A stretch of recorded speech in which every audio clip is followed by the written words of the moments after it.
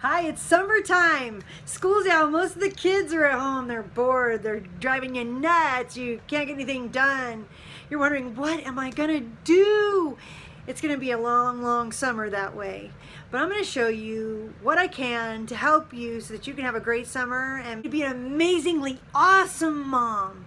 I'm a mom, I have 12 kids, so I know a little something about entertaining kids, keeping kids happy, and being awesome. Plan and prepare. Right now, you know, if your kids are out of school, you know about how long they're going to have out of school and for how many days. You're going to know how long your break is. Maybe you're a single mom and you only have so much time with your kids, but I want you to be able to make the most of your time so that you can have a plan and get that plan together so you can have the best summer ever. And every summer could be like that. We're gonna just make some goals and figure out some things to do. So I realize that some things in your summer are gonna be in stone. I realize that you have events that you've already committed to and things like that. At least most people have. That's okay. Include those in your plan. But there's a lot of things that you need to do that are not on that plan, most likely. So I want to talk to you about those things that are not on your plan. Another thing you need to do is make sure, first, top of the list is that you have a family vacation. Family vacations make the difference for the best summer. They were the summers I always looked forward to as a kid. And when my husband was working, and I only had 5 kids at the time, it was so stressful. And I was like, what am I doing wrong? We're going crazy here. And I know what I'm missing in my life. I'm missing vacations. We had summer vacations every year when I was a kid. That's something that has to be implemented. It has changed our summers and our bonding as well. And I think it's really, really important for you to be able to spend quality time with your kids and get to know each other and just have a good time together. That's what makes families closer together and makes you have long-lasting relationships. And I hope that that happens for you.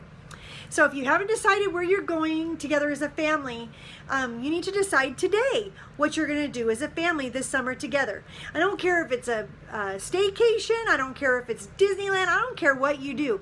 I don't care if it's something that you make up in your head. I don't care if you go fishing. It doesn't really matter as long as you're doing something as a family. That's what really, really matters. If you have family reunions, though, those don't count as your family vacation. Unless maybe you have one baby, like an infant at home. Your family vacations really need to be just you, your significant other, and your children. And that's what makes a family vacation a family vacation. It's fun to do those other vacations, don't get me wrong, but there needs to be one that has your central unit together as a family. And then you can count that as your main bonding thing.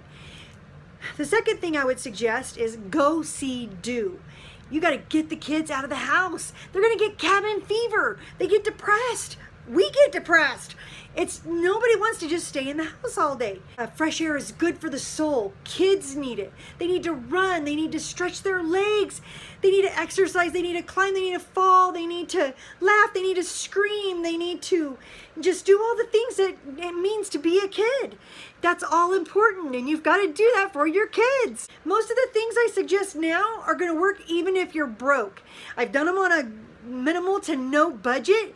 My family did them on a minimal to no budget when I was growing up, and I know that you can do things that cost money. Those are usually no-brainers, and most people can think of those, but these are things that maybe you don't have a lot of money and you need some ideas. So here you go. Even if you have a lot of money and you want to simplify your life, I'm really, really big on simplifying and keeping things simple.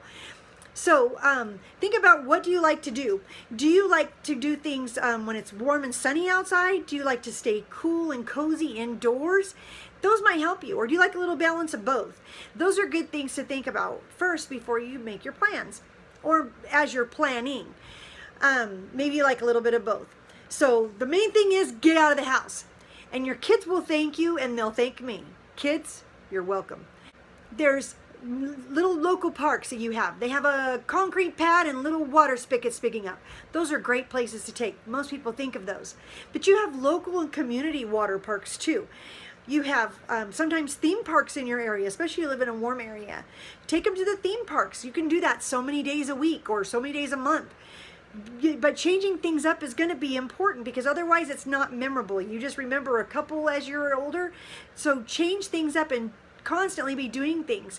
The best thing is to do enough things that when it comes to school starting next semester, that when they ask your kid to write down what was the most fun thing they did that summer, and they can't pick just one. That's the secret to it. You're going to do things like go on hikes. You can look up on Google whatever mountain you want to hike. In the mountains, it's a little cooler. And you want to be able to look at different levels that your kids can handle, because each child can handle it. Maybe there's a little bit more strenuous things, but these are going to challenge your kids and give them a new direction to head. They're going to be so proud of themselves. They're going to feel more confident and accomplished. And there is nothing else that can give them the confidence quite like a hike can, as well as you. It's good for our hearts, good for our lungs. Keep moving. You can throw rocks in a stream, throw rocks in the water. You can go swimming in pools. You can put a little wading pool in your backyard. Doesn't really matter. Involving water in your summer is a real big deal. Throw the sprinkler head on the sprinkler hose or the water hose, and kids can run for hours out there. It's so much fun. Remember sunblock, but those things are really, really great for kids. I remember digging holes in our backyard and just filling them up with water and taking a mud bath, just playing in the mud, making mud pies, mud castles, all those sort of things, just digging in the mud, just getting it in, getting those minerals in your skin everywhere. It was so soft and so wonderful. In fact, I think I might want to include that in my summer personally this year. Build a tree house, a fort, something like that. Those things are really, really fun to do, and kids love it. Planting a garden, those are great. Get your hands in the dirt and watch that little seed just grow. It teaches life lessons that can be replaced no other way and taught any other way.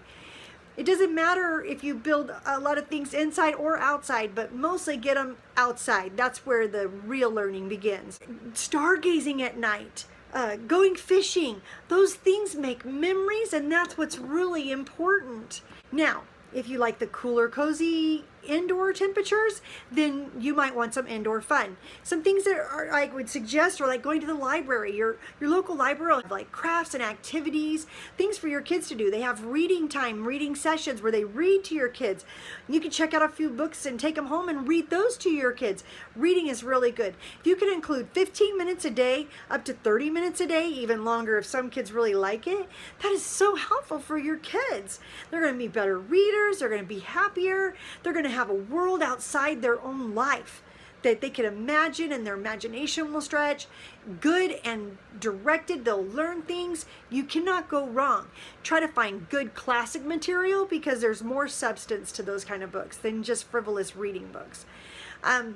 Find free tours in your area. You might have a dairy or a pizza factory or any kind of ice cream place, or even places that build things. You can go in your area and find places that do free tours, and they're really fun for kids. Kids love them, and they always remember. We have a chocolate factory in our town. We have cactus gardens. We have all kinds of places that are free to the public, and they're great places to take our kids. Look at your local movie theater. A lot of times they do special deals for kids in the summer where you could take your kids, and just for $1 or $2 you can watch the movies on the big screen, and it's so much fun.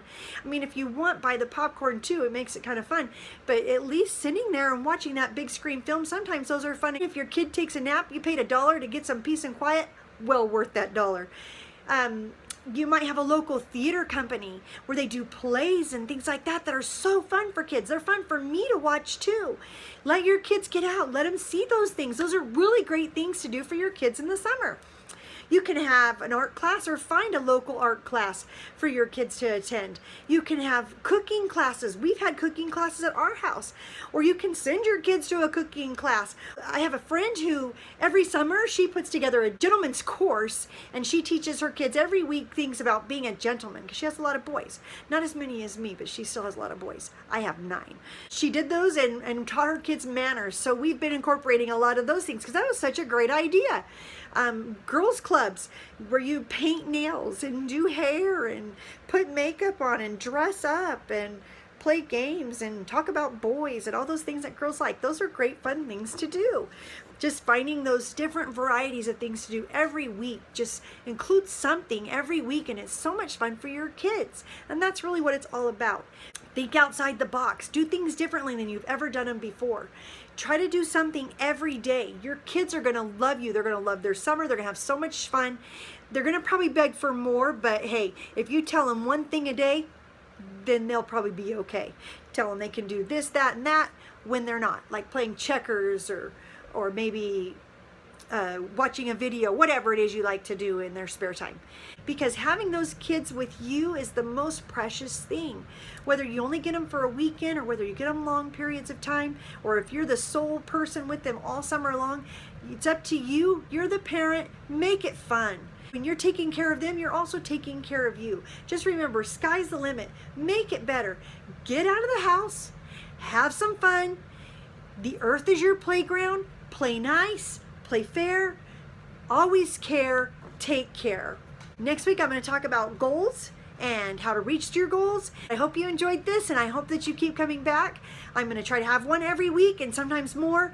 I think next month I'm going to do 30 days. So you keep looking me up. My name is Michelle. I'm a mom of 12, and I love it.